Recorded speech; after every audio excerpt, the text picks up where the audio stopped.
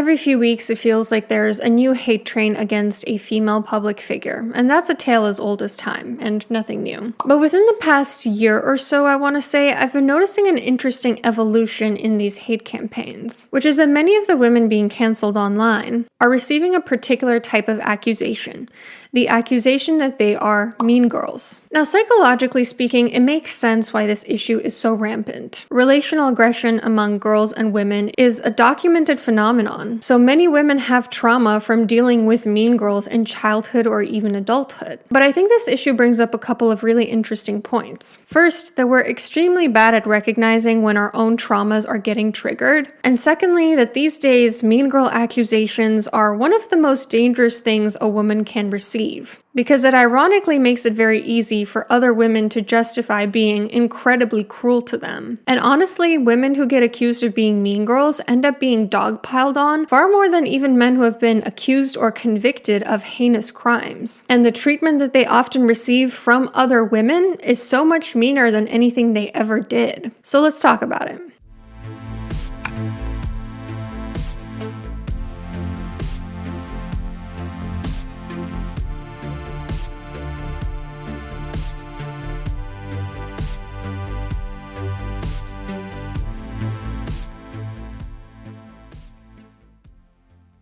So right off the bat, I think it's important to acknowledge that mean girls definitely do exist.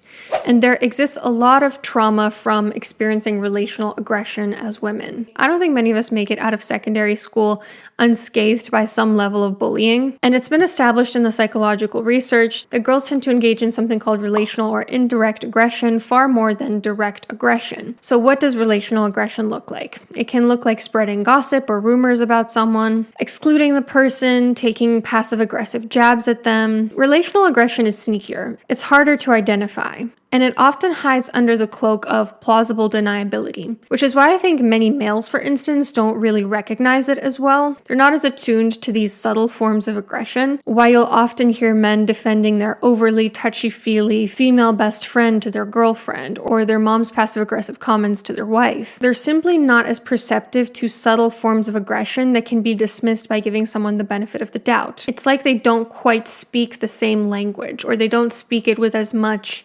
fluency as women do. This is also definitely a problem past secondary school as well. Like many people, I experienced bullying in middle school and high school, but honestly, some of the worst experiences with relational aggression for me were actually from college. Whether it was, receiving ugly looks from people who had never spoken to me simply because one of their friends didn't like me. Or this one time I remember I was going to the sorority house of somebody who I thought was my friend to hang out, only to later find out that when I came in the building, she told one of her sorority sisters to set a timer for 10 minutes, then kick me out. Females do also tend to engage in direct aggression, and males do also tend to engage in relational aggression at times, but as a whole, females tend to engage more in relational and males tend to engage more in direct. But even beyond just relational aggression, women who are just plain mean do exist. There are plenty of female narcissists, for instance. And I find that oftentimes women's traumas with that type of mean girl originate from at home, with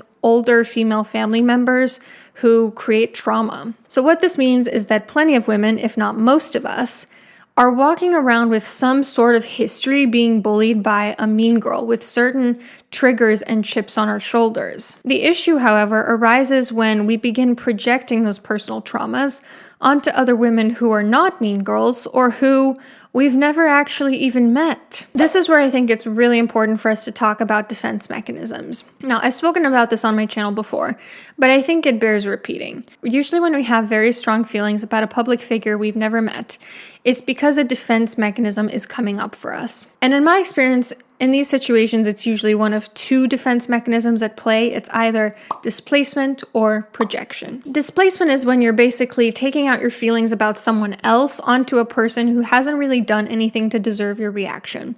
Like if your boss rages at you, but because you feel like you can't defend yourself to your boss, then you come home and you start acting really defensive with your partner instead. Or if your high school bully was a rich blonde girl. So when you hear that a celebrity who fits the bill is accused of being a mean girl, you bandwagon on the hate train. I remember I once saw a TikTok of a woman justifying the hate campaign against Blake Lively, saying like, I think a lot of people don't realize that, some of us have narcissistic mothers and we just recognize that stuff in other people. It's like, no, babe, actually, that's not it. Trust me, I am well versed in the notion of narcissistic family members, but you are displacing your feelings towards someone who you have never actually met.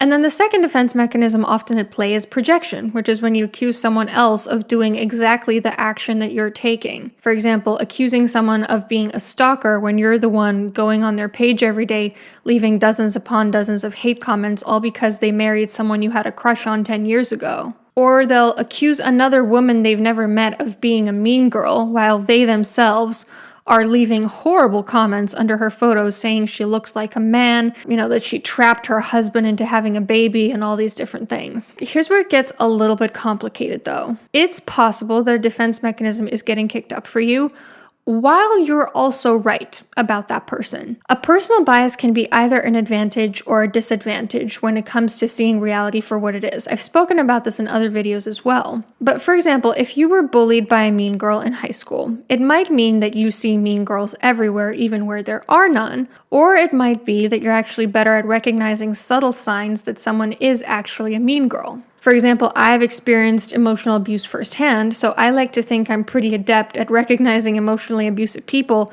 long before someone without my history might recognize it. But how do you know if your defense mechanisms are clouding your judgment or not? If somebody's defenses are clouding their judgment, you'll notice that they're not basing their perceptions on fact. Rather, they're basing it on superficial traits like, this person reminds me of somebody from my past for whatever reason, or because of gossip that they've heard, or because of misperceptions. Maybe they're like reading into ambiguous things that actually the person didn't mean it that way. Also, if a person's defenses are clouding their judgment, you'll notice that they have a very disproportionate reaction. Let's say that someone makes an ambiguous comment, like, I wish I had your confidence to wear something like that. And you freak out on them. I could understand maybe like being a little bit like, was it passive aggressive? Like, I'm not quite sure what to make of that. Maybe, keeping an eye on it. But if you like freak out on them for making an ambiguous comment like that, I think it's pretty clear that you are the one who is feeling defensive and that you're letting it cloud your judgment. And when it concerns online interaction specifically, I always like to ask myself, what would be the real life equivalent of this? Would it be appropriate for me to respond in this way in real life? For example, what's the equivalent of finding out that a public figure is a mean girl and going on their page to leave hate comments? It would be you hear somebody who you've never met in real life is a mean girl and you show up at their house every day and you start yelling hateful things at them and egging their house. Would that be proportionate? Would that be appropriate? I'm thinking not. Versus, let's say a public figure says something you disagree with. If they were to do that in a room full of people, maybe an appropriate reaction would be for you to get up when it's your turn to speak and respectfully explain why you disagree with them. That would be perfectly appropriate in real life. And therefore, doing that online is also perfectly appropriate. Respectfully getting up, putting your face to it instead of hiding behind an anonymous keyboard and saying, yo, listen, this is why I disagree with you. Totally appropriate. So in summary, because we all have defense mechanisms and because most of us have experiences with mean girls from the past, it's very tempting to see mean girls everywhere, even where there are none, and to react with a disproportionate amount of vitriol. But the problem is because of internalized misogyny, many women react far more aggressively to women they've deemed mean girls than they do towards actual abusers, and usually male abusers. So let's talk about how mean girl accusations became a dog whistle for sexism. A dog whistle is a type of coded language that seems neutral or innocuous on the surface, but actually signals allegiance to a certain prejudiced audience. And I do think that the term mean girl has become a dog whistle for women who have a great deal of internalized misogyny. Because on the surface, there's nothing inherently wrong with suggesting someone is a mean girl, is there? Like we've already covered, mean girls and mean women definitely do exist. Female relational aggression is indeed a problem. But because so many of us have personal traumas dealing with mean girls, the term has become justification for particularly female misogynists to be as awful or heinous as they want towards particular women. And I think because of the way we're socialized as women, we all have the potential within us to be way harsher towards a woman we've deemed to be mean than towards actually mean and abusive men. Let me give you an example. Recently, I've been watching a couple of shows. One is Succession and one is the new season of Black Mirror. And I think it was episode 2 of the new Black Mirror season, where it's kind of like a mean girl, like a high school bully, but, out in the wild, out at work after graduating from high school. And I felt myself get this just like knee-jerk reaction when I realized what was going on in the episode of like, what a bitch, she deserves what's coming to her. And then later I was reflecting on that and I was like, why was my reaction so much stronger for her than it was towards the abusive, immoral male characters that I watch on Succession? At no point while watching that did I have this knee-jerk contemptuous reaction of, wow, what an asshole he is. Even though the things those characters did on Succession were way worse than anything the character did on Black Mirror. It's not just about defense mechanisms. I have personal experience with both mean girls and abusive men.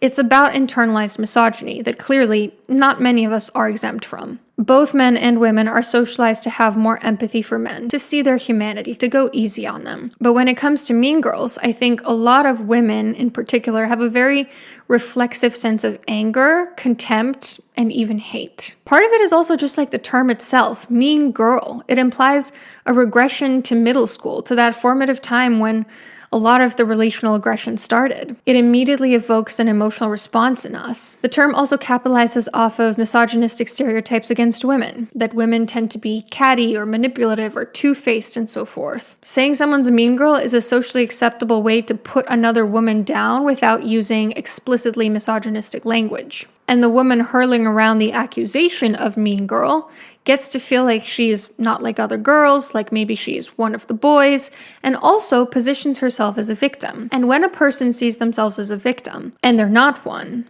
that is when the greatest potential for projection forms. Because that person who sees themselves as a victim will then feel righteous in justifying whatever aggression they want to engage in because, well, I'm a victim of this mean girl, so I can say whatever awful things I want because she's a mean girl. Like, no, dude, actually, you're the mean girl. You're leaving dozens of comments on a stranger's photos while she's postpartum, calling her a man, saying her husband doesn't love her, saying she doesn't love her child, and you somehow think you're the victim here? You're projecting. You're demonstrating what aggression looks like while accusing somebody else of aggression. When was the last time we saw this type of energy geared at men? There are plenty of examples of male celebrities being a little bit cold, unfriendly, or even rude during interviews. But those are hailed as examples of charisma, assertiveness, commanding respect. When was the last time we even saw this energy geared at men who had been accused of worse than being mean? I don't seem to recall my For You page being filled with videos dunking on